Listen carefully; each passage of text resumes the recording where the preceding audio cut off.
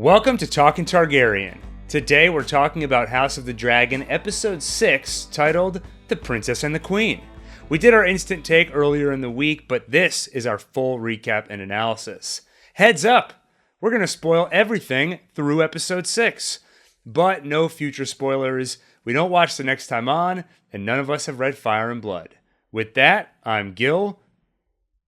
I'm Daniel. I'm Adam. Let's get into it. Why don't we start with our overall thoughts? We've had a few days to sit on the episode.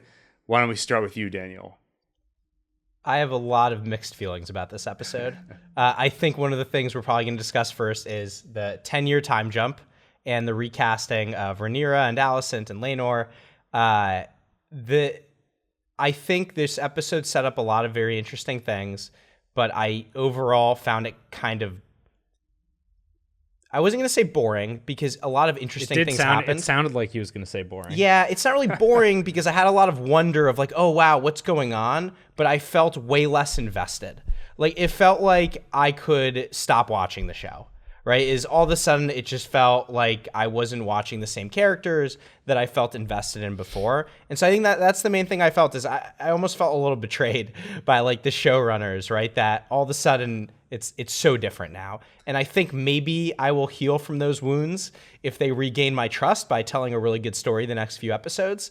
But yeah, I feel shocked hesitant. they ever had your trust to begin with after Game of Thrones. I just love that Daniel says, I had mixed feelings, and then goes on to say absolutely nothing They positive. betrayed my trust. Sense of wonder. I said I had a good sense of wonder throughout. I feel a sense of wonder reading a Wikipedia article. I just had a thought, which I think this word should go viral. This show didn't commit recasting. That's not what happened. It was pre-casting. The actors we have now are the main actors. These are the ones we're going to follow, presumably, for most of the rest of the series. The ones we had before, those are the non-primary ones. You just got used to them because they came first. Yeah. Huh? It's an interesting point. Yeah, I don't really know what to make of that, but it's interesting. I have a sense of wonder about that. I mean, now like the new Rhaenyra, new Alicent just feel like knockoff. Like Rhaenyra. my guess is that, like, they were probably cast first, the adult actors, and then they probably found younger actors who looked like them. I think that's right because in interviews, those younger actresses were talking about how they were told they were playing younger versions of these already cast actors. Pre-casting. Precognition. I had a professor actually who used that term, Adam, precast. Really? Because he was obsessed with podcasts. So every week he would do a podcast about the class. And then if you stayed after class for about 10 minutes, he had a postcast. And if you showed up to class 10 minutes early, he had a precast, where it was sort of a preview of what was to come. Were these like published things for people? You could find them. They're probably still going right now. But having said all that, Adam, what about you? Do you just second everything Daniel said, or do you have anything to add? I seem to be less perturbed by the recasting as, it doesn't bother me as much as it seems to bother other people. That said, I came into this show with much less naive, blind-eyed, bushy-tailed optimism. I was young when Game of Thrones scarred me. Yeah. So overall, the more time I've had to marinate with it, and ferment with it a little bit, the more I kind of like it. Mm-hmm. I feel like Laris, I'm still not sure the best way to say his name, is his moves in this episode were a little sudden. We didn't get much time to meet the father of Rhaenyra's children, or better understand these characters. And he lacks all the subtlety that Varys and Littlefinger had, which was something I really loved. That said, he's not supposed to be them, so he's like allowed to be his own character, but it's hard to imagine how someone so rash and I don't know, just making these huge, quick-minded, violent decisions, if they're building up for him to be something bigger in this series, then I feel like he's not acting subtly enough or with enough tact. It also begs the question of how has he been able to maintain Alicent's trust for 10 years? Like it Right? just so Why happens. all of a sudden? What was the trigger? Was it this new child? What would be special? That's the only like sudden event that's occurred in this episode, leading up to his decision. That is my big complaint about this episode. It's everything Daniel said, though I still say I don't really think it's because of the recasting. I think it's more because of the time skip and the fact that we've skipped stuff that I think is required for us to feel invested in the events of this episode. I think rewatching this episode again, there were some scenes where I felt like I'm coming into a show where I missed 1 or 2 episodes. But it wasn't just that. It also felt like several things happened this episode where it's kind of like, why now? It feels like the characters have been waiting 10 years to say, oh, the audience is watching again. Now let's have this dramatic confrontation. Just one example, and then I'll give a few others as we go into the episode. But when Alicent is trying to tell Aegon, her son, hey, you got to take this seriously. Rhaenyra's going to kill you. And she doesn't say, again, Aegon, I've told you this 100 times, Rhaenyra is going to kill you. How has that conversation not already happened by this point? And you might say, well, I'm sure the conversations happened before, and it's just not getting through his thick skull. But if you look at the actual dialogue, it seems clear to me it's being presented as the first time this conversation has happened. Aegon doesn't finish her sentence and say, yeah, I know, Rhaenyra is going to kill me. There are several things this episode, including Larys, where he just all of a sudden is making this big move. And what is the trigger for it? And you It's can almost trace it. like they were all on pause for the last 10 years, except for a couple basic changes, like just some aging and having some children. Yeah, exactly. So there are moments that feel a little bit convenient that they're artificially delayed until now. And I don't feel invested in the outcome of those things because of how much we've missed. Well, and we haven't read Fire and Blood, but that might be a weakness of the source material because this is being adapted from something that's more like a summary of the history rather than a narrative. So it's easier, I would think, as a summary of the history, you're just you're just mentioning events and things that happened. So a time jump, it might be easier for that to go unnoticed or unfelt. And also, you don't need to get into the nitty gritty granular stuff of what's the actual narrative and story that ties it all together, which is one of the reasons George R.R. Martin was probably more capable of writing that than he is of finishing the original Song of Ice and Fire series. So relatedly, remember how in Game of Thrones, like all the big exciting things would happen in the second to last episode of the season, right? And then the final episode was really interesting because you would see the aftermath, like the aftermath of the Red Wedding, of a huge battle. We just skipped that, right? Like so much happened at the end of episode 5 that determined a lot of these characters' futures. Or like, how did that Cole and Alicent conversation go? How did Cole go from almost killing himself to, being Alicent's ally? Like these were such, I think, like pivotal moments that we just totally missed. Now we can guess, obviously, we kind of knew what was going to happen, but I feel like that could have gone a long way too, just to have seen the aftermath. I feel less like pieces are missing because those are things I can easily imagine. They gave me enough breadcrumbs that the Cole Alicent relationship became. I can interpolate what happened. I can imagine that she's kind of giving him like clemency, and so he almost feels indebted to her for it.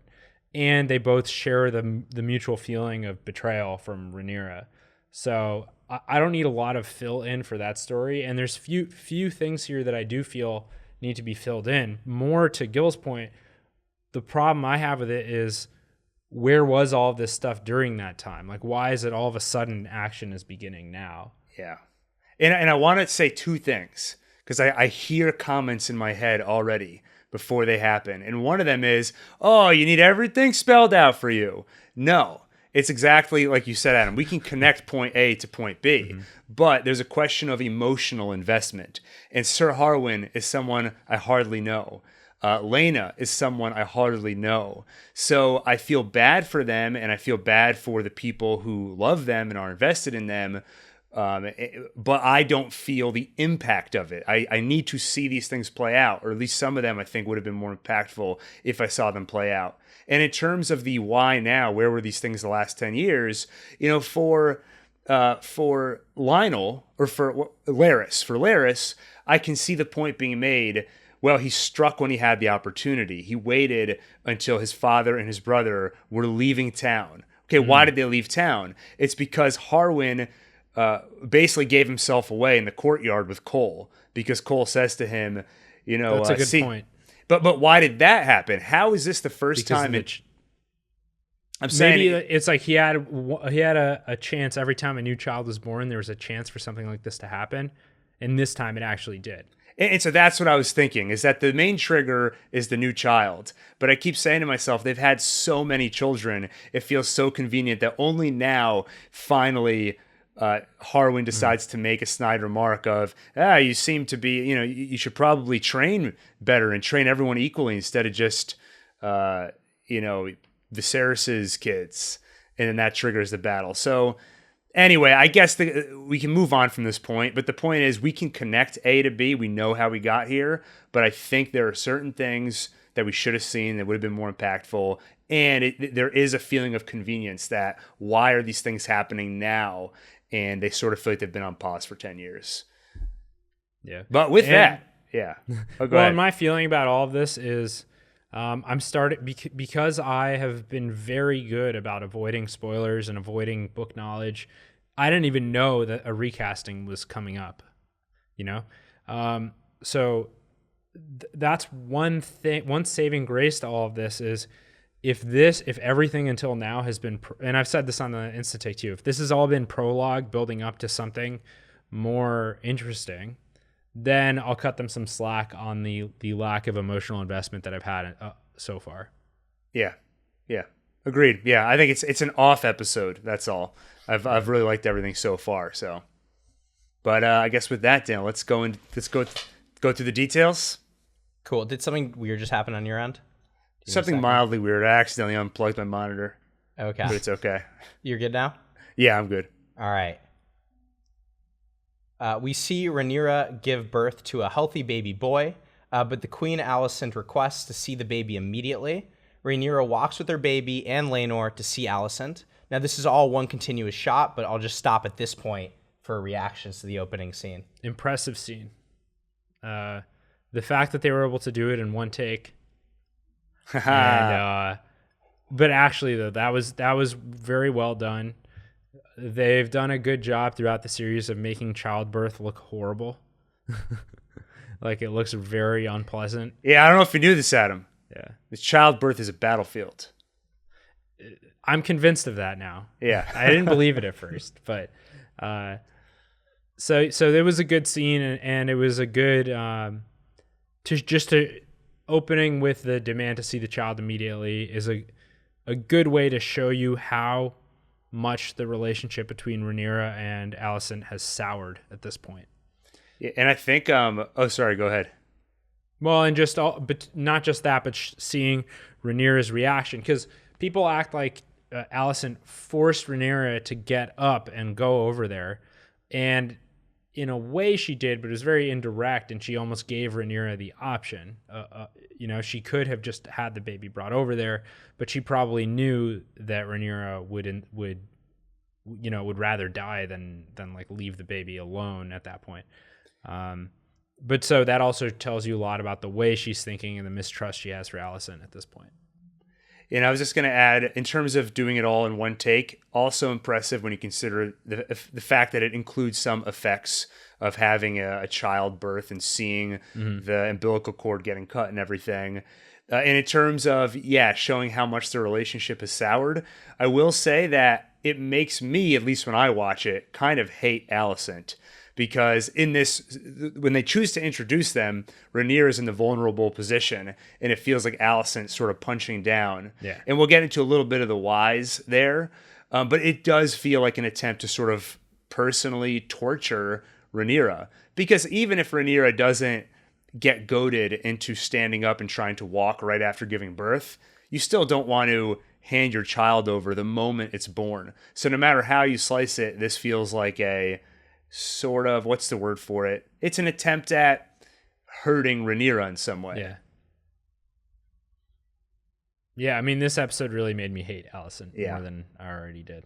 One other thing, right? When they're walking to see when they're walking to see Alicent, Laenor says to Rhaenyra, what could she possibly want? I thought we were past this. What do you That think was that interesting. means? Yeah, because it makes it seem like there was a frank discussion at some point between Rhaenyra and Alicent to sort of bury the hatchet, and Rhaenyra's to say, look, I'm not going to kill your kids, okay? I don't want it, you know? So that's interesting. That's something I would have loved to have seen. But in that moment, the other thing I picked up is that it seems like Rhaenyra and Laenor are having a healthy relationship. You know, we were saying that when the two of them had the discussion about let's have an open marriage, it felt like a really nice, just unusually understanding conversation between two people. And it seems like they have done a pretty good job supporting each other. Laenor genuinely does not want her overexerting or hurting herself. So that was a little moment of, I like that in the midst of all this awfulness. Yeah, they make pretty good allies and humorous ones at points too. Yeah. When Laenor says, was it terribly painful? I took a lance through the shoulder once. Yeah. But he almost says it with a wink. Like he doesn't, Yeah. he's not knows, actually trying to compete with her. Yeah, I mean, I think he's actually, I think they actually have a decent relationship. Also, he goes, a boy, I've just heard. Well done. Yeah. I also love, I don't know if we're there yet, but when Rhaenyra actually walks into the room and Alicent offers a chair, you must sit. Is there something about, it just reminded me of Viserys where the sea snake kept offering him a chair. That's just the Targaryens' lot, is to constantly be offered chairs when they don't want them, but they do need them. Before we move on, Adam, do you also want to comment on the realism of the scene? Yeah, I mean, I already did, but I thought that first of all, they included the afterbirth, which is good because I thought they were going to forget. The umbilical cord looked very realistic, and even like after they cut it, things were a little too clean, but it's TV, and you know, I guess they don't want it to. Well, I don't know actually why they didn't make it a little grosser, a little bloodier and stuff. But overall, it was pretty good, and I was really waiting to see a trail of blood on the ground, and eventually we saw it. Why were you waiting for a trail of blood? Yeah. Well, just because I thought it'd be a good detail. And you were right. And I'm into that. It's concerning. Kind of thing, Yeah. So, Laenor and Rhaenyra arrive with the baby to Alicent's chambers. Laenor names the baby Joffrey after his dead lover without Rhaenyra's permission. Yeah. Now, why? Here's another question. Like, how come it's happening now? Like, what about the first two kids? So I looked up the lore around that. Corlys talked Laenor out of it with the previous children. There you go. That is like, in general, I think the reasoning for all the why nows, to play devil's advocate to myself, is boiling point. All these things have been there, and they finally come to the boiling point where whatever was stopping it before is now gone. Viserys, who is now missing a hand, is happy to hold the baby and declares that he has his father's nose. Yeah. But Alicent remarks to Laenor, do keep trying, Sir Laenor. Sooner or late, you may get one who looks like you. Yeah, I thought first it felt so strange seeing a room full of recastings, or I guess the outcome of precastings, however you want to phrase it. And then Viserys walks in just looking with the makeup, making him look older. Something about that felt just odd. And then he wastes no time coming off as the old, naive Viserys we're all used to.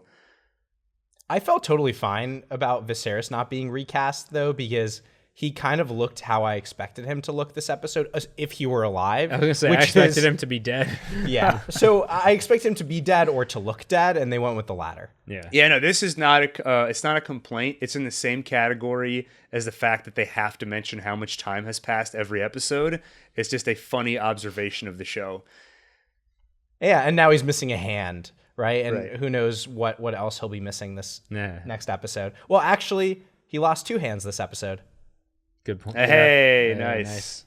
The only other comment I had on this scene was when they enter the chambers, we see Cole like literally emerge from shadow, and then he goes back to shadow to let them in. And I thought that was kind of interesting, right? Because I guess, I don't know, how would you guys interpret that actually? Dark Cole.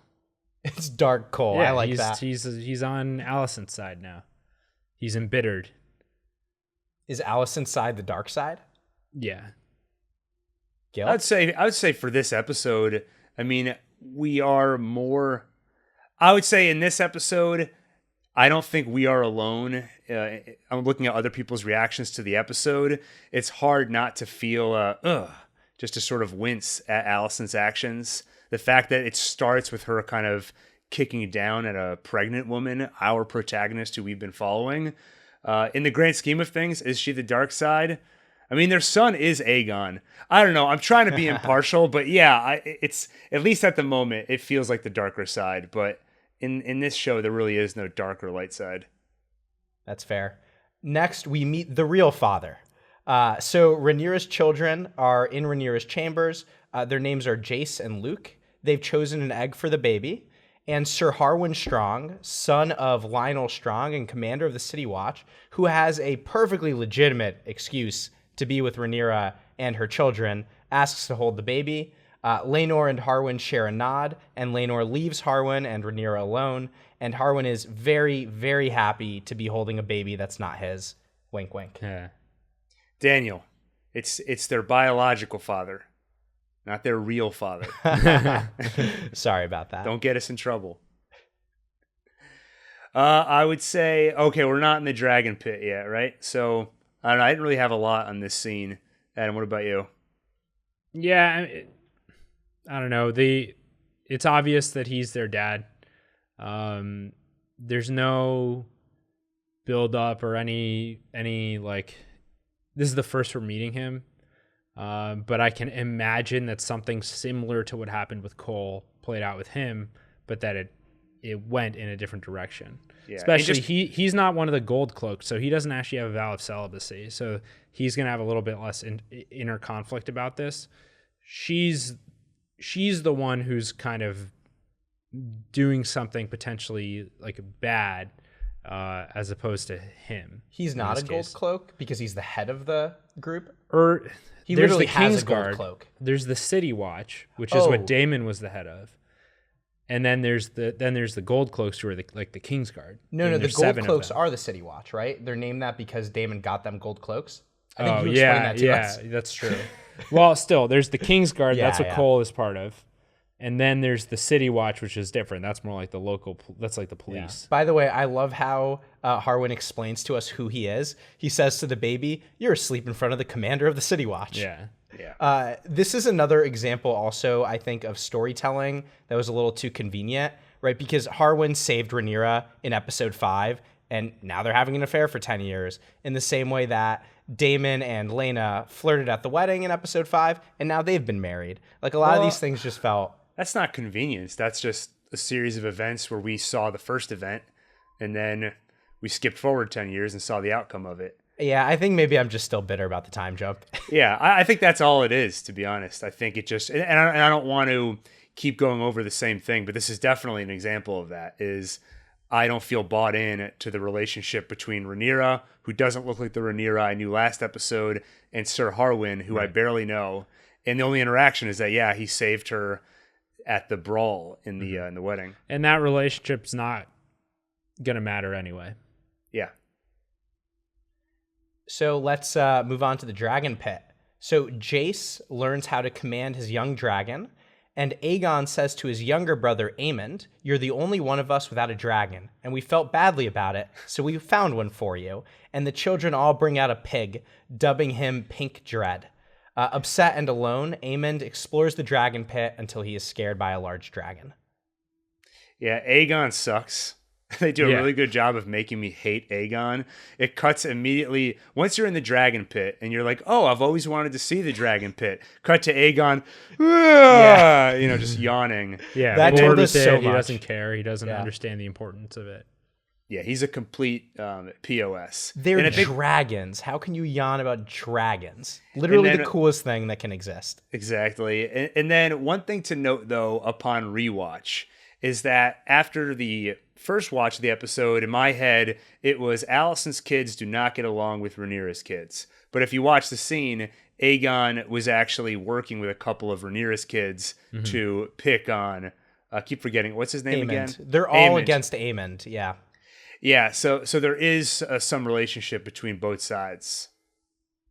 Yeah, and one other bit of just cool dragon lore we got out of this, we may have already known this, but one of the what are they called? The dragon people who take care of the dragons. Trainers. Let's call them the dragon trainers. We had a term for them before, but they said once they're fully bound to you, they will refuse to take instruction from anyone else. Just really interesting to see this process by which you bind with the dragon, because I guess Jace's dragon still responds to like the professionals' commands. Yeah. And I'm also just going to add, so first off, we said this in the instant take, very cool to finally see dragons as animals that need to be trained and start to see a little bit more of this. I was nervous in this scene that one of the dragons was going to roast one of these kids because they have just built up dragons to be nuclear weapons, just WMDs. And to have them around a bunch of children, I got worried in the next scene when Aemond went down there by himself. So they've done a good job of building up dragons to be something not to be trifled with. And I think the CGI on them has gotten better too. Yeah, the only complaint I see from people regarding the dragon CGI is when you see somebody riding them up close. Things look off. Yeah, they look a little cheesy. Yeah, but it's never really bothered me. Cool. Next, we see Viserys and Alicent together, discussing the prank that was pulled on Aemond. Alicent brings up to Viserys once again the truth that Rhaenyra's children are not Laenor's. Viserys has previously forbade Alicent to speak of this and continues to rationalize explanations to deny it. And then Viserys ends the conversation by saying the consequences of an allegation like the one you toy at would be dire. Here's the thing. If he's gonna delude himself or at least go along with this lie, then he needs to be stronger about defending it and stronger about punishing those who would question it. Like I forget which one it was, but there was a Targaryen in history who legitimized all of his bastards like right before he died and caused all kinds of issues. The Blackfire Rebellion. Yeah, it led to that, and so. But he was I think a sterner, more strong-handed Targaryen than this one. Now, if he I'm not saying he should have done this, but if he's gonna treat it seriously, he shouldn't just say the consequences of such an allegation. Like he and again in the universe, I'm not saying this is a good thing to do, but he should have smacked her and said, "You will not discuss this again." Well, he's the king. Right? He has forbade it, and she keeps doing it. Yeah. He keeps taking half measures. And it's the same way he is with Damon. Like either make him like a formal part of this power structure that you have, or kill him. Like you can't just let him island hop and do whatever he wants. So he's a likable character, and you kind of pity him, especially as you see him degrade over time with his illness, but it's also frustrating to watch how weak he is. A couple things. One, Adam telling Viserys he should be stronger. Next thing, we're going to find Adam in the backyard trying to squeeze water out of a rock. You got to know what you're dealing with here.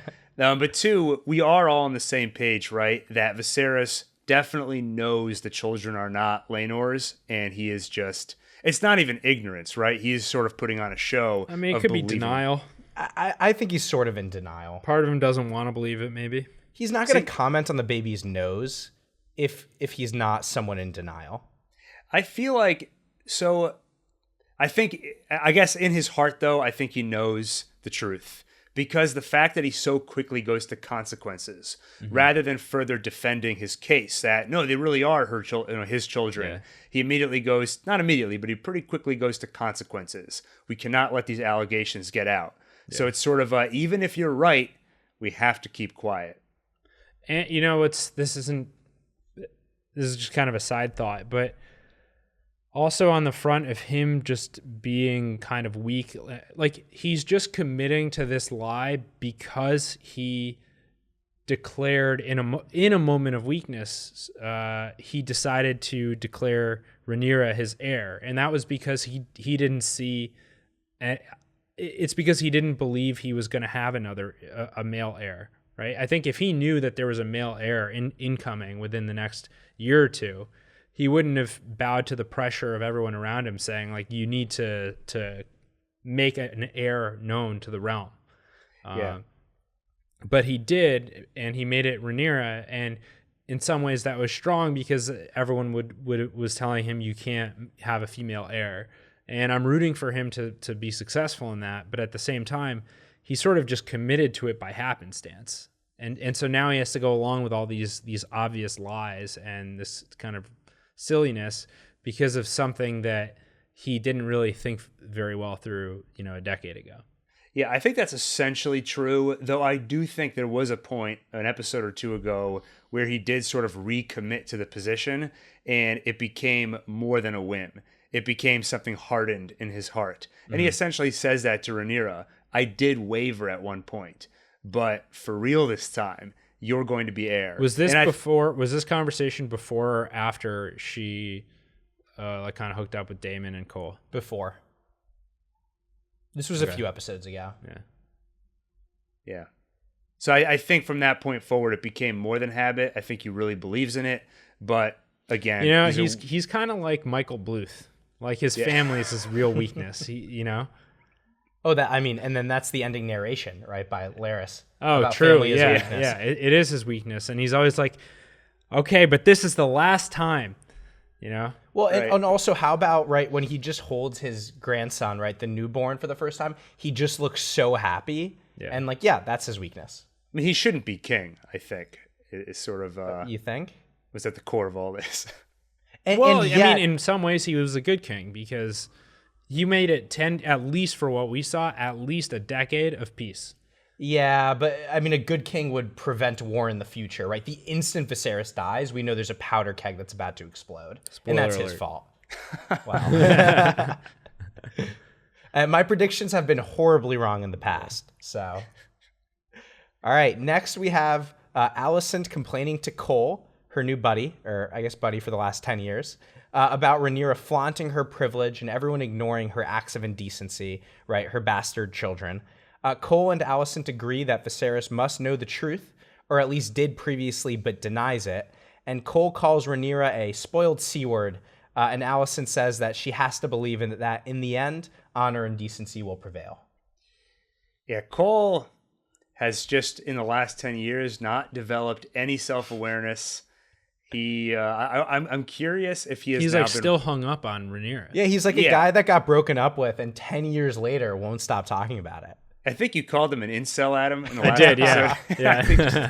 Yeah. Once you said it and reframed it that way, and then I rewatched the episode, I was like, yeah, that By the fits. way, let the record show, I have consistently been very critical of the male characters on this show. That's all I'm saying. That's all we have to say. The record does show that. Yeah. I do think to that end, I don't think we should call him Dark Cole because that sounds cool. We should call him Incel Cole. Yeah. I hate Cole. I hate him. Let's make that very clear. I also hate Damon. Oh, Damon is evil. I do like Damon a little more this episode, but generally, yes, he is evil. And I love the way he killed his wife. It was awesome. That was sarcasm. Yeah. For a large percentage of the population does not like or appreciate sarcasm. Actually, wait. That was an episode before this one? Did we see this happen already? Oh, sorry. When Damon killed his wife was in last episode, 2 episodes ago. Okay. This most recent episode, his wife killed herself because she was going to die. Right. I forgot. Okay. Yeah. Anyway, right, next scene. Yeah, just one actually off note, just on a tangent. Damon killing his wife in some ways could be read as a mercy because she actually was paralyzed after falling off the horse. He definitely caused that situation. No, Adam, you're bending over backwards. Are you serious? To defend Damon. No, I'm actually serious. People are talking about this, especially because in the books, it never said that Damon killed her. It said that she died in an accident. They didn't. Yeah, he made it look like an accident. Right. So, but she basically said, like, you wuss, like, you don't even have it in you to kill me, and so then he did it. But no, she fell off her horse. That's not something he did. It really looked like he kind of pushed the horse He just kind of forward. did a movement. Like he was there to kill her. I think that was pretty clear. I mean, I guess with the hood, once you factor in that he was wearing the hood. But I don't know. My point is, I do think he intended to kill her, and I think he did. But as with most things that Damon does, there was a little bit of rough roughness around the edges of his decision making and some grayness. I'm not comfortable platforming Adam if he's gonna defend Damon's murder. Let the emails come. Come on. Yeah. I'll just say I'll say two things. One, so an interesting thing, Adam, you might not know, is that the intent of the book Fire and Blood is that it doesn't always have a It's not always truthful. It's written by Mushroom. Is that the guy's name? And this like Septa, I think, were like interviewed. So it seems like the idea is that House of the Dragon is showing us the true events. That's what I heard. Is it's meant to be the objective telling. Yeah, and then the other thing I'd say is that Damon definitely killed his wife. Well, he killed her. Yeah. No. I mean, he went there with the intent of killing her. Premeditated murder. Yeah. Yeah. Okay. Next. He did seem to actually kind of care about Lena, though. I'll just say that. Oh, yeah. All right. Yeah. I think so. Aegon. We get to know Aegon far better than we ever thought we would get to know him. We see him He also is acting like an incel. There you go. That's true. We do see him gaze creepily at some maids later. But in this scene, we see Aegon treating his body like an amusement park. Another Arrested Development. That's Seinfeld. George gets caught treating his body that way in front of his mother. Yeah. He's doing it on full display to King's Landing from his window when Alicent enters. And by the way, Alicent is not surprised. So there's so many things I said in this episode. It felt like this is the first time they've happened in 10 years. This is one where it feels like it's probably happened a bunch of times. Like, don't you? Well, yeah, but right. She acts like this happens all the time. But if that's the case, why doesn't she knock? So, I don't know. I mean, she really doesn't seem to care. Yeah. I mean, she just goes right into it, right? It made bad phrasing. She immediately starts talking with Aegon, criticizes him for the pink dread stunt, explaining that in public, Aegon has to defend Aemond. They have to defend their own, and Rhaenyra's children will not be his playthings forever. Alicent says if Rhaenyra comes into power, your very life could be forfeit, Aemond's as well. She could move to cut off any challenge to her succession. Then I won't challenge, Aegon says. And that really triggers Alicent. Yeah. She says, you are the challenge, Aegon. So she caught him in the window and was like, you can't keep treating your pink dread like a plaything. Yeah, I knew someone was going to make a pink dread joke. She has bigger intentions for him than he is interested in. And it did come across in a way as, 10 years ago, I thought, oh, wow, Alicent is realizing that her children are in danger. And now she needs to politically maneuver to keep her children alive. Mm-hmm. It doesn't feel like that's the motivation here now. Right now, it really feels a little more like, no, she wants Aegon on the throne. Well, counterpoint, which is in the Game of Thrones, you win or you die. Like, they are, how do you keep them safe other than to win the throne for them? I think that's fair, actually. Yeah. Yeah, definitely. Joe, what do you think? Especially because by all tradition, they have a better claim to it. The only difference is Viserys's proclamation and will, which, like, I think by the rules should trump whatever she says or whatever tradition says. But in order to back that, you need to be strong, and that's the problem. So I think I said at the start of this episode, this is one of those moments that I had mixed feelings about because it feels like this conversation should have happened before, and I wish it felt a little bit like, for the last time, Aegon, we've talked about this. Having said that... Close your window when you do that. Yeah. I do definitely see desperation from Alicent. How do I reach this kid? Her life is on the line. His life is on the line. I definitely think that's the primary driver here.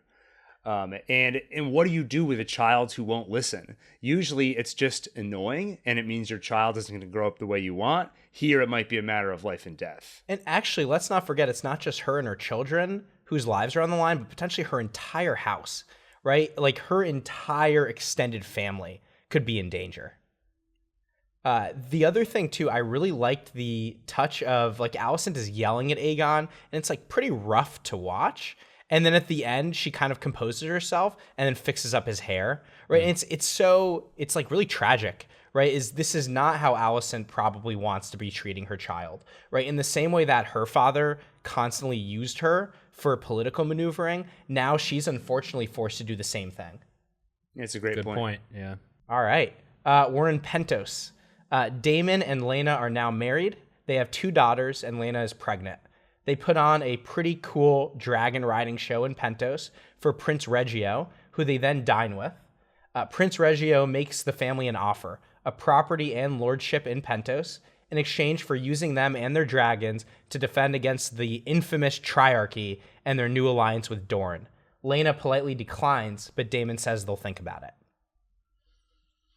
Yeah, it's interesting to see Damon actually contemplate it. I think he's maybe somewhat fulfilled. I don't think he'll ever be completely satisfied, but he's in a place where he doesn't have this like longing or feeling of like he needs to be doing something more, which is what we typically see with him. We'll debate that a lot later, actually, when we go through Damon and Lena's scene, because I think I have a different perspective. Well, this is at least how it felt to me during this scene. To see him actually considering this offer made him seem...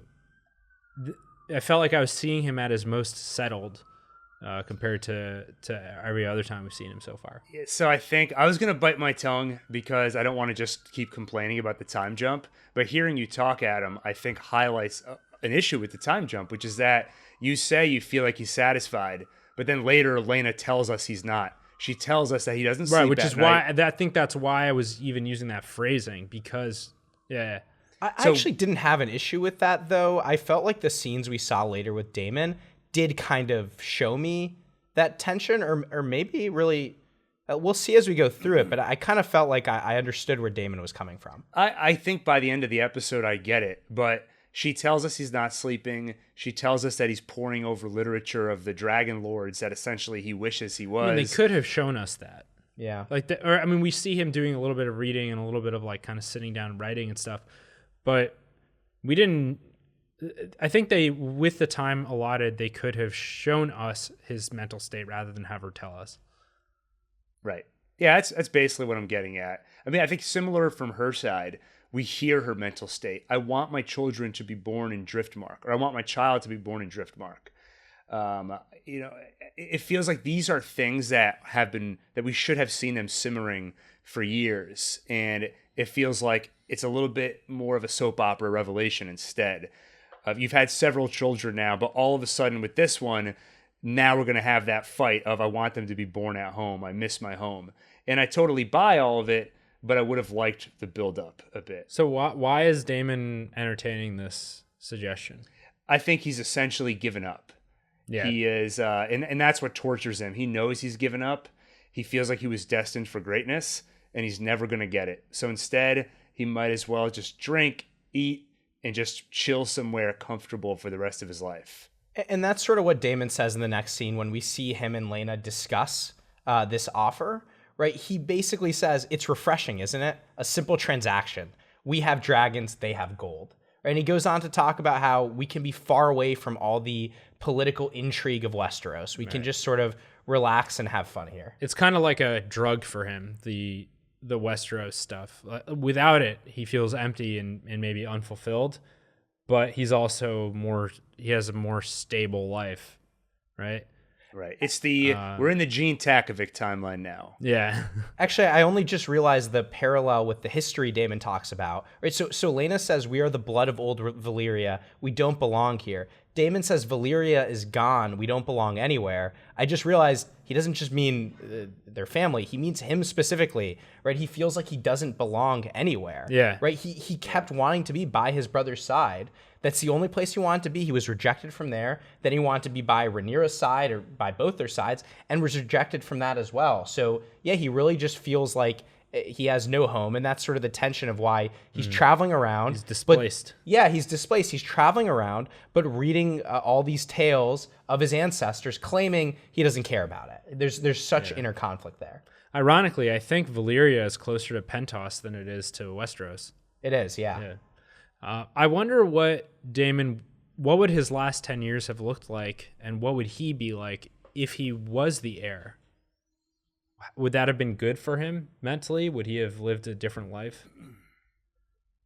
I don't know. He's a character I'm still trying to wrap my head around because I never fully understood what he wanted. It felt like it was all driven by, I want to be accepted by my family. I want to be part of the family. So I don't need to be the heir, Yeah, but and I want to be asked. I don't Yeah. know. That's a good point. I don't know that he was cut out to be the heir, and I don't know he'd be happy being heir or being in charge. But yeah, But the he recognition, wanted a and role. not to be heir by default, but Yeah. to know that it was actively chosen. Don't you think that would have satisfied something for him? Because even when he was heir by default, he never felt like he was wanted there, right? They kept sending him away. yeah, Right, like think it things would've- felt so good after his stunt in the islands, when instead of creating conflict and instead of there being an issue, he bowed and gave his crown over to his brother, and his brother accepted him. That felt great. Yeah. did, yeah. Yeah. So before we move on, just a little bit of lore also about Pentos. So Pentos is a mercantile city, right? Like a lot of trade goes through it. One of the free cities. Yes, it's one of the 9 free cities in Essos, which, by the way, used to be part of the Valyrian freehold. Right? So this used to be part of the empire ruled by Valyria. So when we think of the Triarchy, that's 3 cities that are south of Pentos: Tyrosh, Myr, and Lys. And so Pentos is right immediately north of them, and that's why the Triarchy is a threat to them, right? They could start looking towards them for conflict.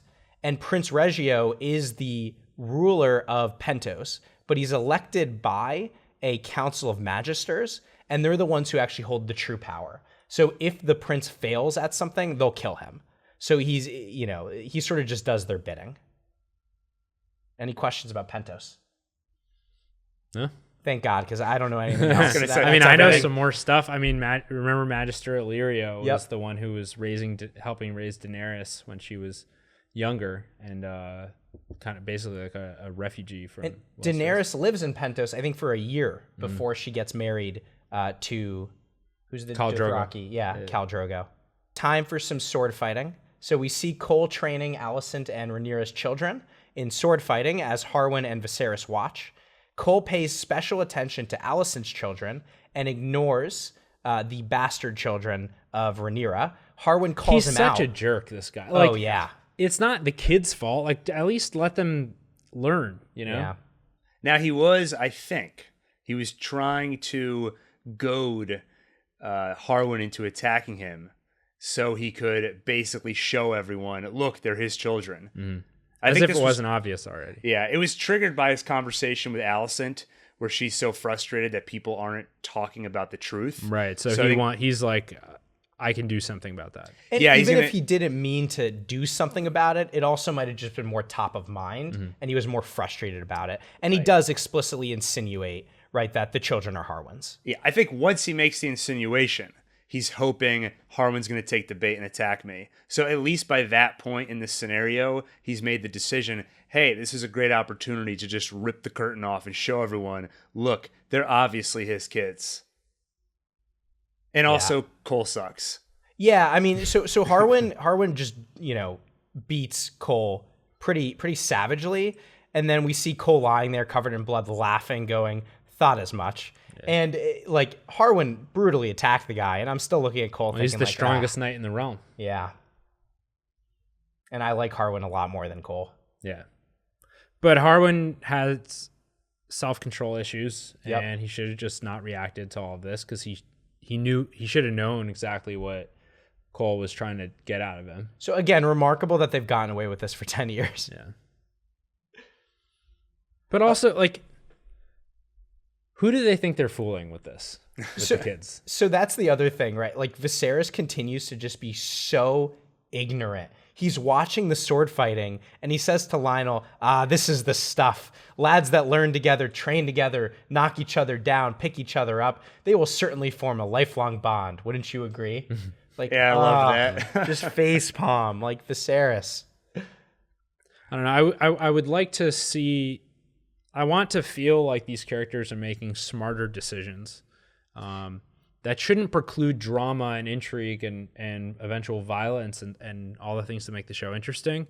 But I feel more invested if I didn't feel like they were acting stupidly. Yeah, that was another of my issues walking away from this episode, is it feels like no one is playing chess except for Laris. And he is just not a character that we're invested in. I like him as an agent of chaos because I think him doing these crazy things are going to jolt our characters into having to take action. But it does feel like Rhaenyra, Alicent, Viserys, Lionel, like nobody is being really smart right now. Harwin definitely, like you said, he's got kids, and he, in attacking Cole, sealed his fate. You're not going to see your kids for years. And he doesn't know it also led to his death. Yeah. But at minimum, he took an action that was definitely going to get him kicked out and not be able to see his kids for a long time. So it's hard to watch characters that make such rash and self-destructive and sometimes just plain destructive decisions. We also see in this scene some more Aegon just being creepy. So he looks really creepily at some maids that walk past. And then when Aegon gets grabbed by Harwin, he yells like such a spoiled brat, "You dare put hands on me!" And Viserys yells at him, "Aegon!" Like clearly showing like he's always being just such a creepy brat. Yeah. Can't stand Aegon. One other thing I really liked in this scene, you ever see two people fight one person in a sword fight and you're always like, why don't they just attack at once? Right. The other person's just standing there like this. Like, Yeah. So they did it in this scene. Yeah. Aemond and Aegon attacked at the same time. And I was really excited to see that, but it was a little lame because they attacked at the same spot. And so Cole just deflected both swords like at once. Anyway, they tried. I finally saw the sword fighting thing I've always wanted to see. Anything else on that scene? Who was when he pitted Aegon against Jace, Jace. the older son. I liked that Jace actually kind of held his own despite being smaller and weaker. Jace showed heart actually until there was foul play. Yeah. Yeah, I'm interested in seeing more from the children, and I think that's the intent, is that they're like, this is like House of the Dragon, next generation. Like, we'll see more from them. And you love the underdog. I thought Cole was an underdog. Turned out I was disappointed. Maybe Jace will not disappoint. We'll see. By the way, if anyone thinks Jace sounds like too modern of a name, it's short for Jacaerys. And then Luke, I don't know what Luke is short for. It is short for something. I forgot what Should I look it up really quickly? Well, it seems like you decided already. Lucerys. There you or go. Lucerys. Probably Lucerys. All right. I was loose Harris yesterday after I got my hair cut. It's loose hair all day. Well, now I'm glad I looked it up. All right, Rhaenyra hears the news of Harwin's scuffle with Cole.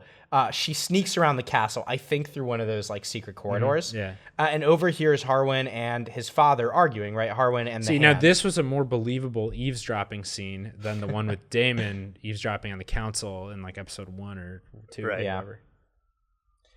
Lionel explains that Harwin's intimacy with Rhaenyra would mean exile and death for him, her, and the children. The only thing keeping them alive is Viserys' inability or refusal to see, and Harwin's attack on Cole was a major risk to that. Reactions? Yeah, I mean, he's right. And he's a good hand to the king. First of all, he must be, given how long he's been doing it now. But he seems generally to have a sound take on things. And he seemed genuinely not self-interested, at least not to the point where he's putting the realm. He's like of scheming. Viserys. Yeah. Yeah, So- he Go ahead. it doesn't seem scheming, Yeah. is what I was going to say, yeah. He So- will be missed. The thing is, though, right, and we see him later in the episode, right, he resigns because he's now, he can't be objective given sort of this scandal with his son is coming to a head. But the thing is, the last 10 years or so, this really has affected his judgment. It has to, right? So I don't, like, it feels like he's been trying to be good and do the right thing most of the time, but I don't know that he really was doing it the last decade. One critique you could have of him is that there's been an elephant in the room that he left unaddressed. And the longer you go without dealing with it, probably the worse it's going to become. As Viserys' health fails and as his, he comes closer to death, and as this goes unresolved, you're just setting the stage for problems. So that's one thing you could accuse him of.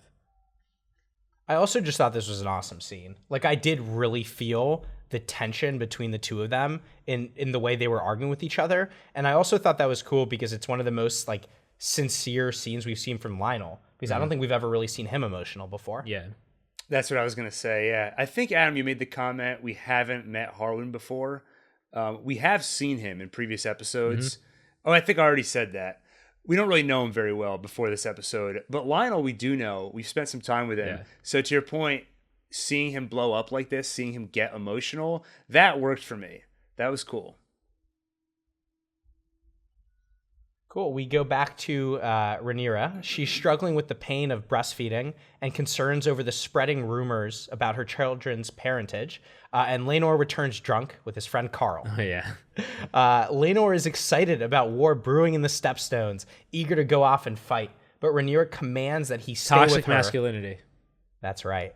I mean, it actually is, though. He's excited to go kill people. That's right. He wants to go Yeah, on an adventure. and he's ready to drop all of his responsibilities at home. Yeah. Yeah, it goes along with what I was saying last episode, where Viserys is sitting there bummed out that he didn't get to do any conquering in his life. Yeah.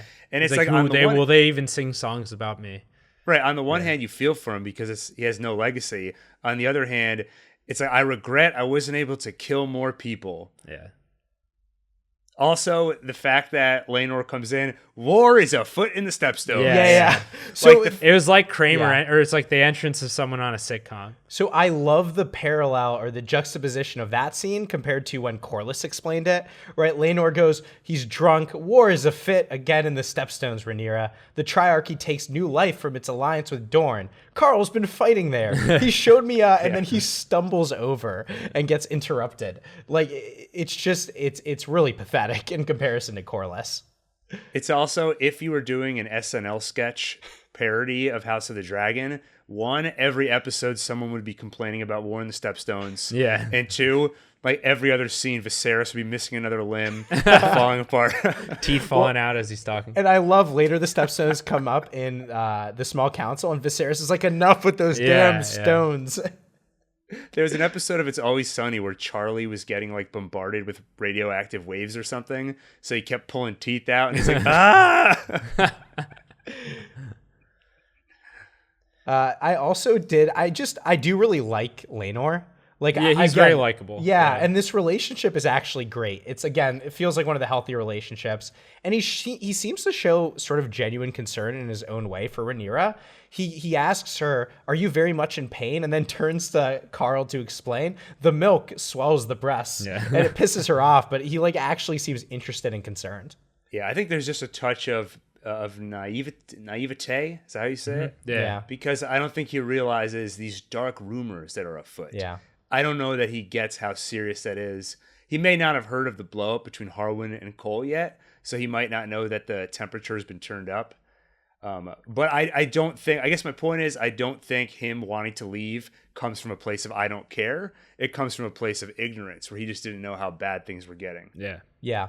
And then at the end of the scene, Rhaenyra commands Laenor, basically, you have to stay here. There's a coming storm.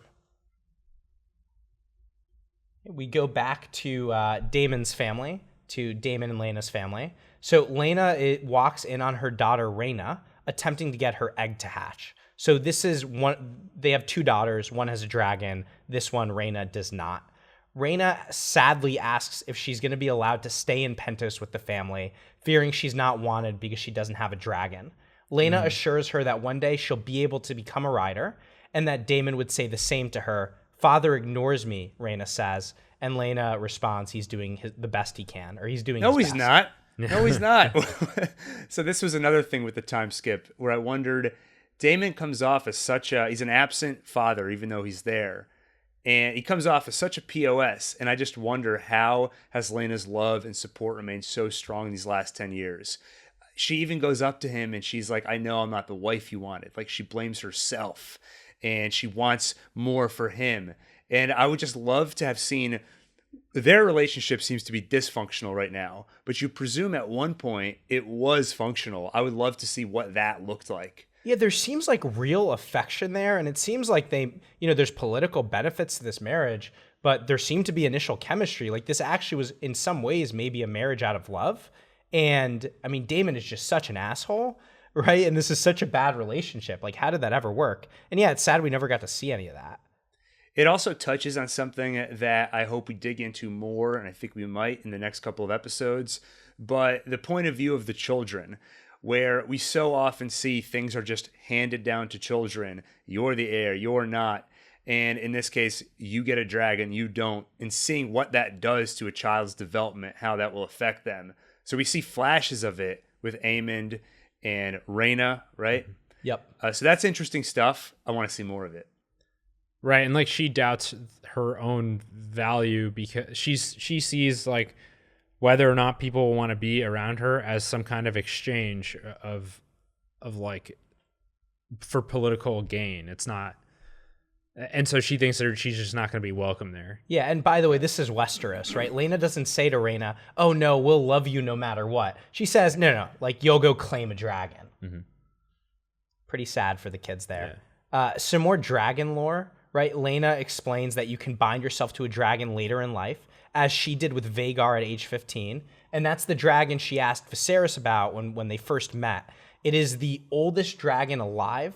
It saw old Valyria, and it was ridden by Visenya, one of Aegon's sister wives, the warrior one. Mm-hmm. And so, right, basically you can either be born with a dragon, so typically they put like an egg with the baby, and sometimes the egg hatches, and that's considered a good omen typically. So for example, Baela, her dragon was born to her, whereas this daughter, Rhaena, does not have one, and that can often be considered an omen that you might not be worthy of being a dragon rider. And there are some famous Targaryens who didn't have dragons, and they were really looked down upon for it. Can you guess which one of us didn't have an egg? That's what I was thinking. It's Adam, right? Yeah, I'm sure that's what everyone's thinking. Wait, they all get eggs, but half of them never hatch. Yeah. So we also got some good statistics. And also there. think about this. Think about how Viserys, we never see his dragon. His dragon... He doesn't have a dragon anymore. Yeah. So he rode, I think, Aegon the Conqueror's dragon until it died. Yes. Right. Yeah. And I mean, it just further adds, like, it's further symbolism about his role in this kingdom that... And where he is in life, that he no longer has it. We never get to see him kind of, in a more majestic like. I wonder if it's another sentimental thing, right? He bonded with his dragon, it died. He didn't want to take on a new one because that's actually another just how good he is example. With his wife too. Yeah, that's his sort of weakness. Like, at the end, him staring at his ring, like he's still not over her. Yeah,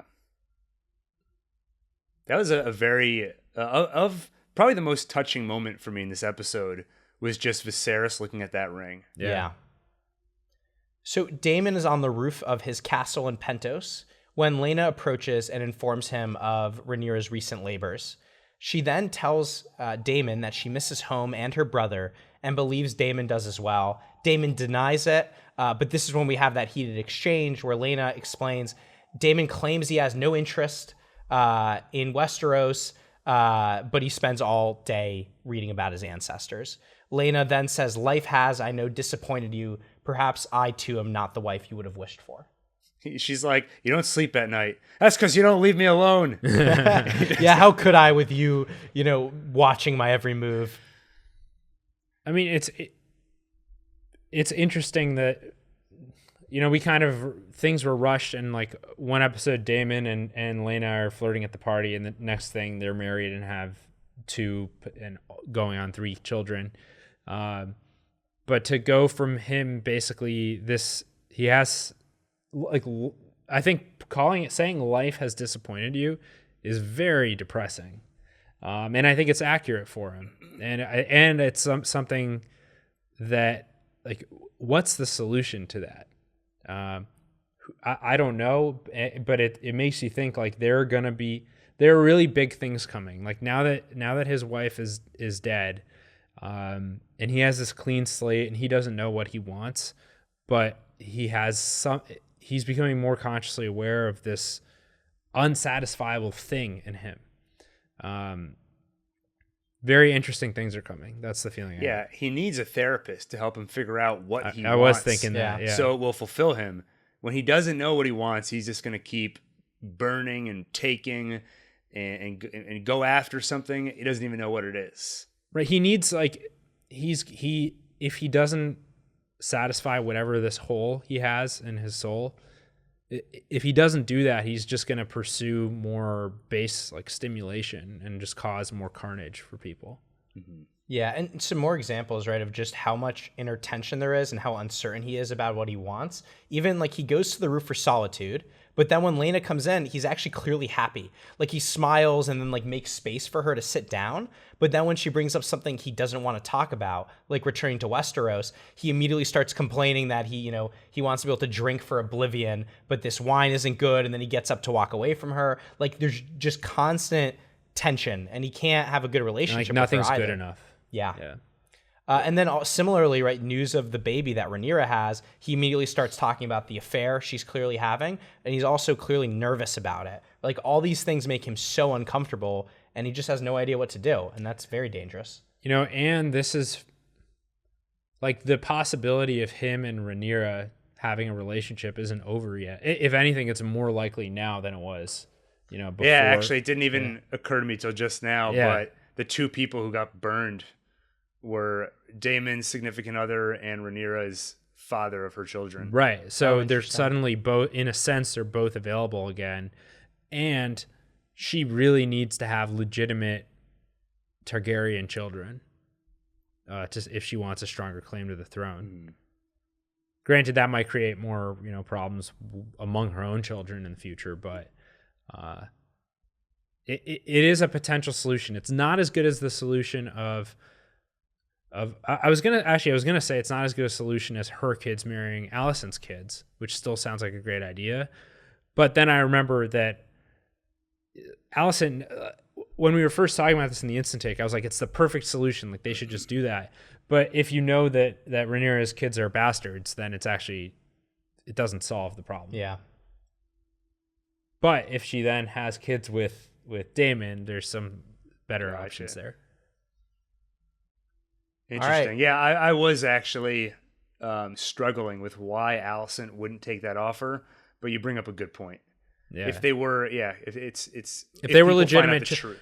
Yeah, and also one thing we're like not too focused on is in this world, like being bastard children are looked at almost as like curses on a house. Like they're really like, if you think back to Catelyn from Game of Thrones, like she was a pretty good mother and like nice person, and yet she treated Jon Snow terribly.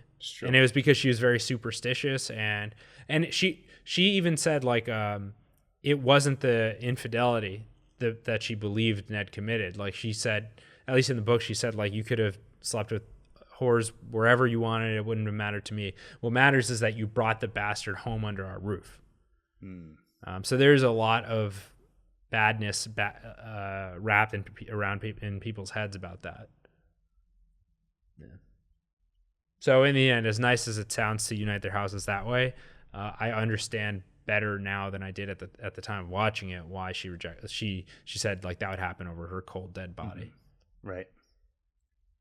Yeah, and of course, so Rhaenyra makes that proposal, that offer of marriage to Alicent at the Small Council. And something notable is Alicent has a seat at the Small Council, which we did not see before. And we see her take a very active role, and we see Viserys take a very passive role in these conversations. And yeah, the meeting ends with Rhaenyra offering a marriage between Jace and Alicent's daughter Helena. And Alicent sort of chuckles at the proposal and then points out that Rhaenyra is leaking milk through her shirt. Yeah. And a couple of other things. We do also see earlier in the conversation Lionel taking Rhaenyra's side on something and Alicent going, of course. Yep. Yeah. So that's kind of the trigger for Lionel saying, my judgment is impaired. Clearly, I can't serve you without self-interest. I also love when Rhaenyra makes the marriage proposal, Viserys says, a most judicious proposition. Yeah. Well, and so, right, the council's meeting ends with Viserys saying to Alicent, my dear, a dragon's egg is a handsome gift. And she responds, the king and I thank you for your offer and we will consider it duly. You must rest now, husband. Right? Viserys' perspective here, completely irrelevant. Mm-hmm. She's pouring her warm honey into his ears. Well, now I think it was warm honey a decade ago. Now it's just telling an old man what to do. She's using his illness as a way to take his power away. Yeah. It's interesting, too, a couple things. So when I was trying to think about why Alicent wouldn't take the offer, one, I kept thinking about Otto telling her you have to cleave to Rhaenyra. And it seems like instead Alicent is doing the opposite. She is making no effort for there to be any good blood between them. And I almost get a sense, and I can't say this for certain, it's just a vibe I get, that there may be some envy where Rhaenyra gets to be with someone she actually loves, in addition to her official marriage with Laenor, but she gets to be with Harwin, she gets to have children with him, and Alicent doesn't get to have that at all. We've seen that envy before, right? Like Alicent used to comment on how romantic it is that Rhaenyra gets to travel throughout all of Westeros getting suitors. Right. And yeah, Alicent got married off to this old sick man. Alicent never really got a life of her own or to have fun or pursue anything beyond just these political goals. Exactly. And so I think when she talks about Rhaenyra's transgression, there is some anger there that comes from a bit of a personal place. I bet she would also feel a little bit slighted by Rhaenyra, because when Rhaenyra and Alicent were talking on the bench a couple of episodes ago, and Rhaenyra's like, I don't want to be locked up and forced to just have children, she's describing Alicent's life. Mm-hmm. And Alicent may also feel abandoned by Rhaenyra in a way. And maybe Rhaenyra did abandon Alicent in a way. We don't really know to what extent has Rhaenyra extended an olive branch in the last 10 years and tried to continue being friends with Alicent. Yeah. And one other thing we didn't mention about, so Alicent and Viserys, right, they discussed this marriage proposal. Alicent also pretty explicitly points out that Rhaenyra is weak right now. She feels cornered. That's why she's offering the proposal. And then Alicent again, says, over my dead body. Like, this isn't happening. Alicent and Viserys are in the king's chambers when Lionel the Hand enters. He decides to resign as Hand, and he hints that it is because of Harwin and Rhaenyra's affair that he can no longer serve with integrity, but he refuses to say this in plain language. Must I say it? Yes. Very similar to the scene where Otto Hightower is delivering similar news to Viserys about yes, and Rhaenyra's who had activities. the stones? Otto had the stones to actually say it. They were in that coupling. scene. Yes. And despite Viserys and Alicent, more so Alicent, prod him and say it, but he won't do it. And so Viserys refuses his resignation. I think just Viserys' weakness just continues to emanate in this scene, right? People are now, they're scared to even tell him the truth. I don't know if actually, I think they're scared to tell him the truth out of sort of Viserys' weaknesses. You're telling like this feeble old man these like kind of sad things. Yeah, when Viserys heard about his daughter, he wanted whoever spoke this gossip to be brought to him and killed or have their eyes taken out. And Daniel, you saw. You saw what he did to Otto Hightower. Is he stripped him of the hand hood, but it's like so. Lionel's getting ahead of it and saying I'm resigning, and it's because of this. Yeah, and I think he couldn't really say it plainly because he'd be implicating his own son, and the punishment for that could be exile or possibly execution. So I don't that's a blame good him. point. Yeah, I don't he blame him actually at all. cannot. He cannot say that. Yeah, I actually respected him for saying I cannot. I'm not going to say it. It's a good point. He's actually showing sort of a backbone there. Next, we see Alicent meeting with Larys Strong for dinner.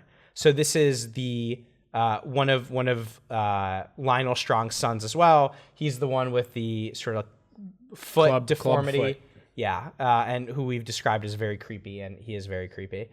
So evidently they've had a long relationship in which it's Larys's duty to inform Alicent of intrigue about the council. Right. He's like the master of whisperers. That's right. Essentially. They discuss Lionel's attempted resignation, and then Alicent wishes, and Alicent is frustrated that Lionel wouldn't say it in plain English. If only somebody would kill my father and my, your father and your brother. So Alicent basically says that, right? She wishes her father were still Hand and that she had someone on her side. So does Larys think if he commits these assassinations, will Viserys call upon Otto Hightower to come back and be Hand again? So it does end, right? This episode ends with Larys saying to Alicent, I assume you'll write your father now. Yeah, With I the think suggestion. so. Yeah. I think so. And which I didn't realize how much I missed Otto until this scene. Yeah. But he brings something. He's so fun on this show. So I'm excited at the idea of him coming back. And also, I think Laris now feels like he has some leverage over Alicent, where she'll keep him close, and he can always tell people, she had me kill my dad and my brother. Yeah. Yeah, it makes him look really good too. Yeah. What's wrong with you? Right. But I still don't. I don't know what he gets out of this, because he's unlike most characters on the show and in this universe. He's not motivated by legacy or family, as far as we can tell, especially given what he said out loud. And so what does he get out of all of this stuff? And also, there's actually, never mind. I don't want to enter spoiler territory because there are some things I've heard, but I don't want to go there yet. I mean, Adam, isn't it really cool to get to give like creepy monologues? You can only do that if you like kill a bunch of people and do some creepy things. I do it in the mirror all the time. Which means you've been killing people and doing creepy things? No, I just talk about it. All right. Yeah, I think we have to see what this character really is after. So far, he's still a little bit of just a creepy cartoon character, and not as a criticism, just as we don't know him very well yet. Yeah. So curious. And I remember my other question: where does he get his information? Is he working with the like children that we've seen that are also in cahoots with the white worm, like Damon's girlfriend, the white worm? That's her name. Yeah. That's her moniker. Yeah. So her, like, is he working with her? I what's think the that's deal? a good guess. Yeah. The other thing I got out of this scene and this episode overall is also just seeing Lionel as more of a Ned Stark type character than I realized. Mm-hmm. And Laris says his honor's always been a millstone about his esteemed that neck. immediately made me think about Ned when he said that. Yeah. Which makes me wish we had more time to get attached to him so that his death would hurt us more. Well, the death, Lionel Strong's death did hurt me. Harwin's didn't really hit me, but Lionel did hurt. Like, I felt like I got close to Lionel over the last few episodes. I mean, for me, it was almost a little too confusing, where at first I wasn't sure if they both died. Yeah, I thought I was only on one side of the door. Well, I will say, we never actually see Lionel die. So we do see dead bodies. We see Harwin's room burning. We don't actually see Lionel's room burning. Completely ridiculous speculation. Again, because people know what happened. But I wonder if Lionel pretended to die, because it's possible. That'd be cool. I'd be happy if that happened. But yeah, I never got a moment to feel it. Like in retrospect, I'm like it's a bummer he's dead. Yeah. The more we talk about him, the more I grow attached to the character, and the more I like him. But that wasn't built up over time through the show. It was more upon my reflection, which only happened posthumously. You know, that's a funny thing too, is just when we're podcasting about this stuff and we talk about it so much, I feel like sometimes I become more attached to the characters that we've created in our own heads, right? Like Damon, I felt like I empathized somewhat with all this inner conflict and tension, but you're right that we mostly just heard about it. Like we didn't really see it. And is it, we're sort of almost giving the show more credit just because I've thought about it so much. Yeah, and I think shifting back to Lionel for a second, it's showing me that you need an audience surrogate in some way, where there's nobody on the show to mourn Lionel's loss. So there's no moment on the show where you can sit there and mourn it. You know what I mean? Yeah. Maybe next episode we'll have a little bit of that. Yeah. So after Alicent begs Laris basically to kill his own father and brother, Laris recruits a team. He approaches a group of caged criminals sentenced to death by hanging, but he's prepared to offer them mercy if they pay a little price. And then they proceed to cut off their tongues using a heated blade. Now, is he enjoying watching that? I think so. He's a real creep. It looked like he did, yeah. It seemed like it wasn't just practicality, but also some sadism. Well, he's got this whole vibe of like, isn't this cool? Like, it's like pretty cool what I'm doing, right? Yeah, I mean, they don't explore where he's coming from very much, but I wonder if, does he just want power, like over people, and like to be able to actually see it? Like he has power over Alicent now, and I think he's enjoying that, right? He has this blackmail he can use on her, and he's basically pushing her deeper into the game. So he does say to Alicent at the end, he says, I feel certain you will reward me when the time is right. So there must be something in particular he wants. Yeah. Man, what a It's great... also possible. I think a lot of the show, a lot of the decisions have been a mix of there's some logic to it, but you can also see how it's probably coming from an emotional place. And we heard him say in his introduction a few episodes back, he was like, I'm afraid the gods did not make me for battle, so he can't join on the hunt. You can picture a scenario where he feels put upon by the world, and it's kind of I'll show them. Very Jimmy McGill-esque view of the world. Or a Tyrion, but like a negative, dark side version of Tyrion. Yeah, so he might be after power almost as an end in and of itself. That's what I'm thinking, yeah. Look, I was able to get beyond this power, beyond my family, power for me specifically as an individual, and like he'll do whatever he needs to do to get it.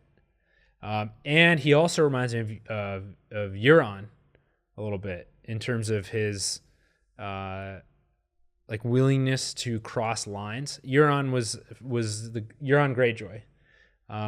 The one who they really butchered his character in Game of Thrones. He's the one who's like, I the queen, Yeah, he was basically like, I put it in her, You would see. Hole, I still have no idea who we're talking about. He came off as like he would be on the cover of a pirate romance. Yeah. They gave him this like leathery rock star, like he looked like a glam rock pirate thing from But anyway, his book character is really cool, and he's basically his goal is to become like an apocalyptic magic demon. Like he wants to acquire all these abilities and powers. Almost just to increase his destructive power. That sounds awesome. Yeah, it's really cool, actually. And so Laris kind of reminds me of that. It's like power for power's sake. Like he's not distracted by concerns outside of his own goals. Yeah, it's definitely the vibe I get. They also just haven't shown us much, so a little bit of wait and see. Yeah. Back in Pentos, Elena's labors are not going well, as we've seen some pretty brutal deliveries before. Damon is informed that the baby will not come out, but they can attempt a C-section, which will kill Lena. Basically the exact same decision that Viserys was given in episode 1. Lena walks out of the room to her dragon Vhagar and commands him to burn her alive, which he does. Yeah, a little reluctantly at first. Yeah. I kind of wish we got to see what Damon's choice would have been, like before he can make a decision. What did you think it was? I think he was gonna choose to save her, I think so, however too. possible. Yeah. Gil, what's your vote? I think he's seen the results of the other decision. So I'm a little confused about the scene, to be honest. Or on initial viewing, I was so there's a piece of information here that I'm seeing a lot of people take for granted, which is that she was going to die either way. Even if they didn't try to save her, like she was basically dead at this point medically. There was no saving her. Or I think that's true, right? I don't know. Was that made explicit? It wasn't, but typically with pregnancies where the delivery won't happen, the woman's life is typically like at risk, right?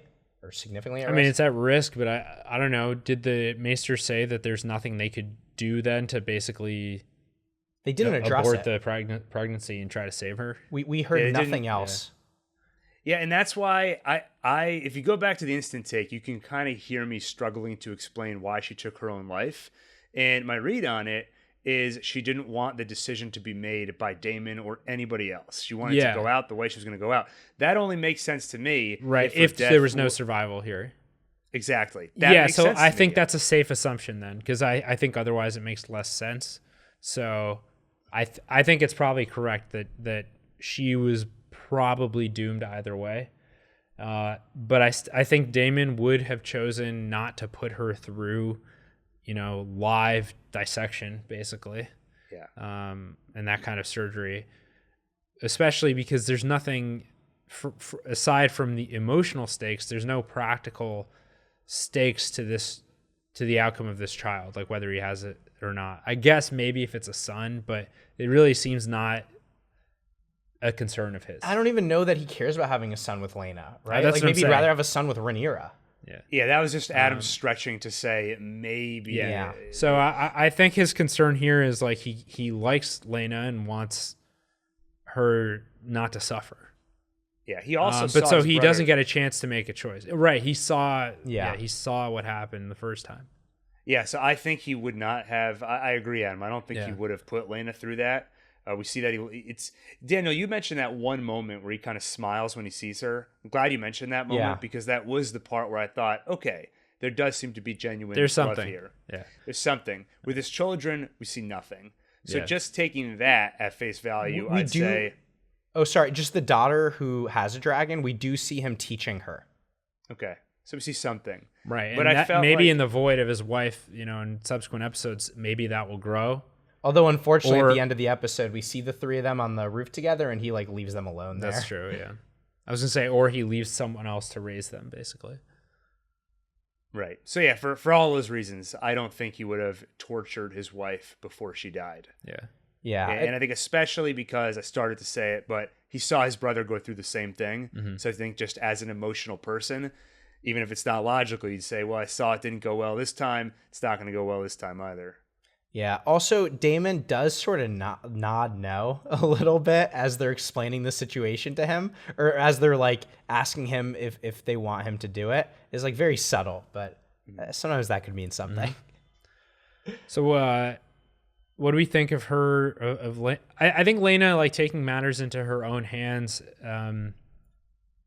and dying by dragonfire. I think was the coolest way and most like believable way for her to go out on her terms, and to kind of stick to something closer to what she was saying. Is like, I think she said she wants to die like where in her homeland. She wanted to die a dragon rider's death. Right. And so this is the closest she can get to that. And it was like very badass that in the middle of all of this suffering, she was able to make that decision and commit to it. That said, we barely know her, and so it wasn't as impactful as if like she had built up into a character that we cared about, and this could have been more shocking than it was. Yeah. It's such a shame that we saw so little of this character. Yeah. This is when I felt like I missed an episode. It's like I turned on a show halfway through a season. But the scene was really well done. I mean, for all the reasons, Adam, that you said, the score was great. The way the score is swelling as she keeps saying Dracarys, and the dragon keeps refusing. That was a great detail.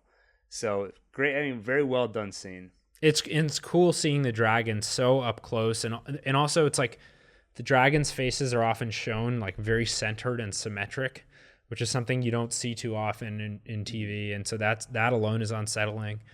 And the way that the dragon just its face inherently looks very menacing, and yet here it is not wanting to harm its companion. Mm-hmm. And then when it does it like reluctantly, it's pretty sad.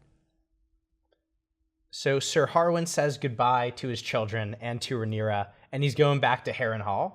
Harwin leaves. Nothing good ever happens at Harrenhal. Never. What bad happened there in Game of Thrones? I don't actually know if at that point it's like abandoned and considered cursed. I think maybe Arya spent some time there if I really think back, but I don't remember too well.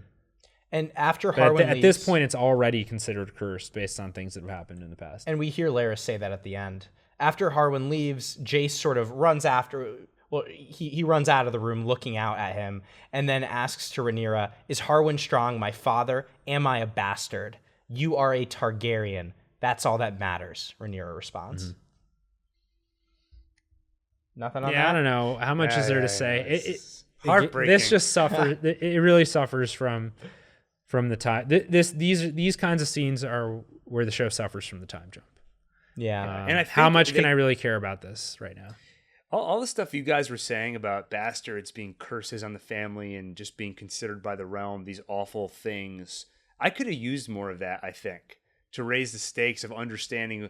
I know it from Game of Thrones, but I guess in that show, they so made a name for themselves by the end that I kind of forget just why that would be such a Right, difficult yeah. question. Show us a bastard that is treated poorly. Well, we have established though that like if it's found out that they're bastards, they're all going to be killed. Yeah, but those are words. Words are wind. And I know that's going to be the response. It's like, it though, like just it's logical that I guess I'm watching. We barely the show, know I these wanna kids. see stuff. We barely know the kids, so they don't mean much to us in the first place. Even if I saw that their lives were in danger, I still wouldn't care that much. Let alone if you just say it verbally. So again, that's why I have to keep reminding myself that this is presumably prologue to something that's going to be really cool and interesting, because otherwise I would start to feel a little disappointed. But if in retrospect I can look and say, wow, they devoted half a season or more to just laying the groundwork over a decade for what really was the meat of the show. If that's what I end up thinking in the long run, then I think I will believe it was a pretty cool choice. Cool. Rhaenyra goes out to meet with Laenor and informs him that they need to leave King's Landing and head to Dragonstone.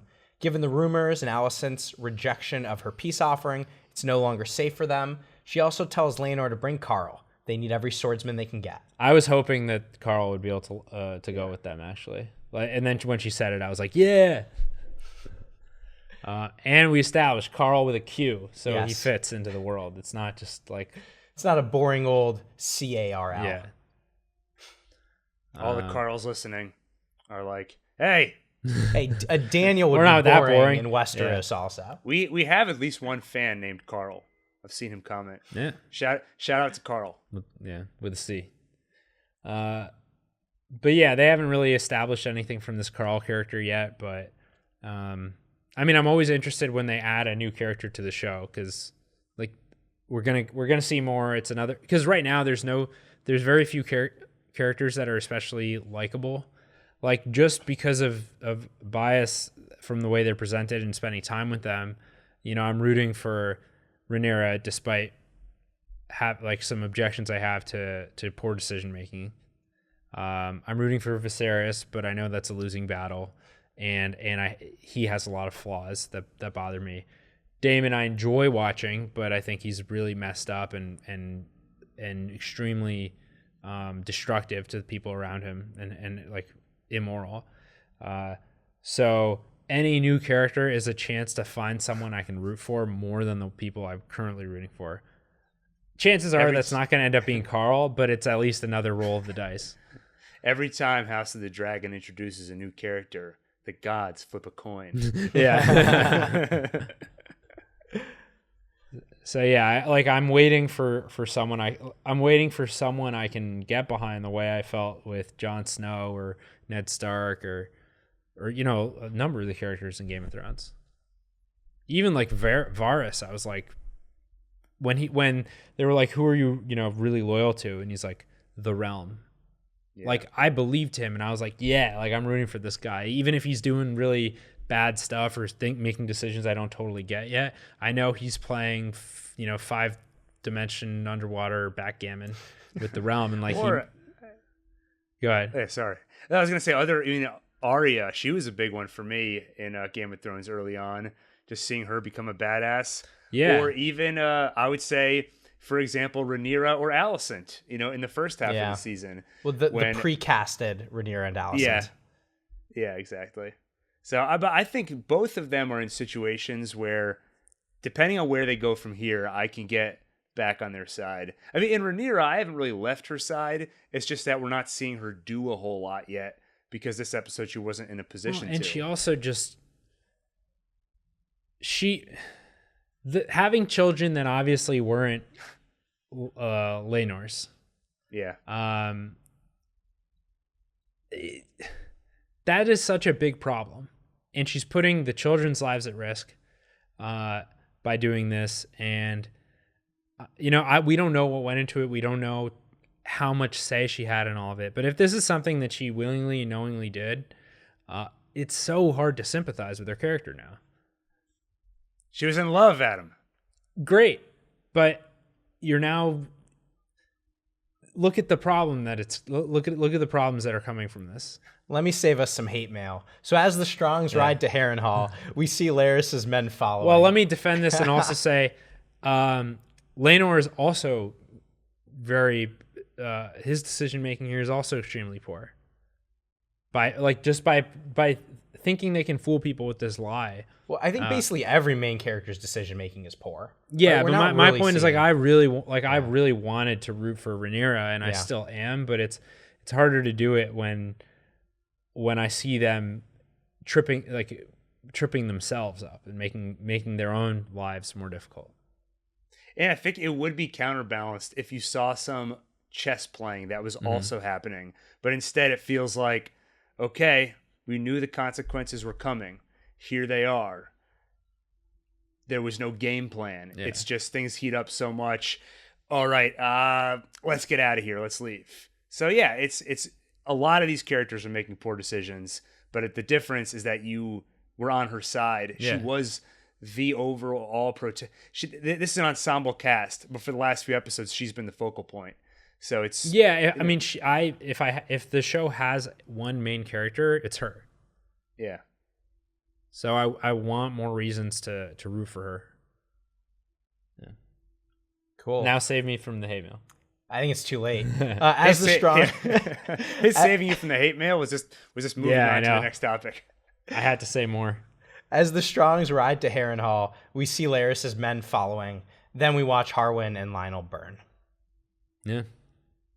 Why would Larys have his men wear this like scarab symbol that like clearly signifies they're associated with him when you're sending them out to like go kill people? And they kept cutting to that symbol. So they really wanted us to see it. Maybe it's on purpose. Like maybe he wants to be found out because then it implicates Alicent and can trigger like civil war or something. There might be some. You can start to get these rumors of like there's this dangerous group of silent assassins who wear a scarab. Yeah. So it's like this could create the feeling that there's like an organized presence lurking in the shadows that's pulling the strings. Maybe that's what he wants.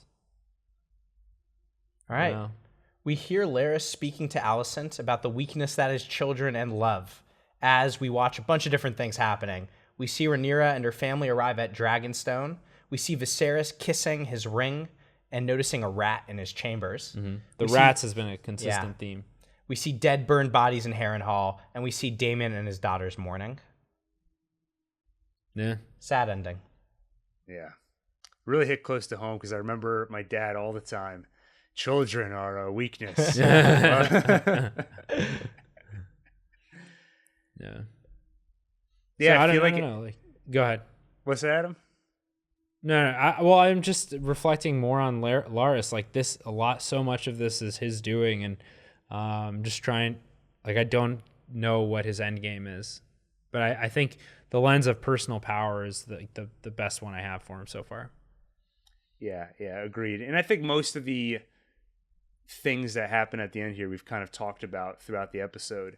So, I mean, in terms of just where I left off with this, I felt like it was an off episode, but it's not one of those things where I say, I'm out. I want to see where it goes next. I'm also curious if they did this one big 10-year time jump, are we going to be another year ahead, 5 years ahead next episode? I don't know what's happening with those time jumps. I'm curious.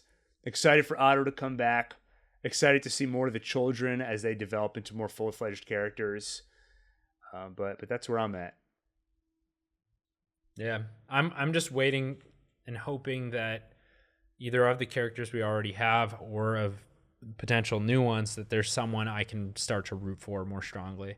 I might end up disappointed that there is no such character, and that wouldn't be a problem with the show. It would just affect my experience of it.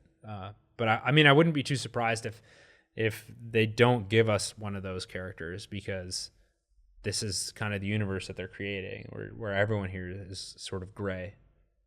Yeah. There's actually an article that was going around trending on Twitter saying it doesn't matter who sits on the Iron Throne if we hate them all or if they're all evil. So that's definitely a sentiment that's going around. Yeah. But we'll see. It's still early, and again, I really didn't know much at all about this going in, and so I didn't realize this was all setting up for this bigger time jump, and that the real main characters, as we know them, are the ones we're seeing now. So this could end up just being like the longest and most kind of deliberate setting of the chess pieces that we've seen, like in TV before. And so I'm still just hoping it pays off, but I'm very cautious about it as well, given my past experiences. I just hope to get back into the main characters and to start caring about them again. But I'm excited. I think this can go in some cool directions. Cool. All right. Well, with that, if you enjoyed this video, please make sure to like, subscribe, and hit the bell icon for more. If you're like, video, the hell are you talking about? This is a podcast. Well, take a look at the show notes, and you can see a link to our YouTube channel, where these episodes are also posted with video, and the instant takes are streamed live, so you can chat with us, be part of the conversation. If you want to support us, check out our Patreon, where we do some exclusive videos and some other fun stuff. It also puts you first in line for feedback and suggestions. We'll listen to you, whatever you want us to talk about. That's how we ended up doing this podcast. It's true. Popular demand. Yeah, that's right. And if you want to talk to other fans, you can join the Discord, where we have 24/7 discourse going on about House of the Dragon. Am I missing anything, guys, or did I cover it all?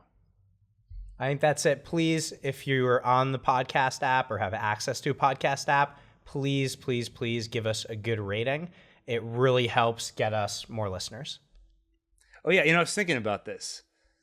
If every one of our listeners, if each of them just got 1,000 of their friends, we'd have 1 million listeners. Or if just more. Each of our listeners rated the podcast, it would probably get us thousands more listeners. And if each of them went to an Apple store and went on each phone in the Apple store and gave a new rating, I don't know if they've fixed that problem or not yet, but it's worth trying because it used to work great. You could also just, not in any kind of formal way, we don't want any paper trail or any kind of record of this, but to your friends, just find some other House of the Dragons podcasts and just kind of be like, oh, This one I don't sucks. know. Yeah. How could you listen to this garbage? You don't have to talk about, don't mention ours, but just, Yeah, we don't want to be associated with that kind of negativity. Be our Laris, right? You know what we want. We just can't say it. everyone kill your dads and your brothers. Yeah. All right, with that, I'm Gil. I'm Daniel. I'm Adam. Dracarys.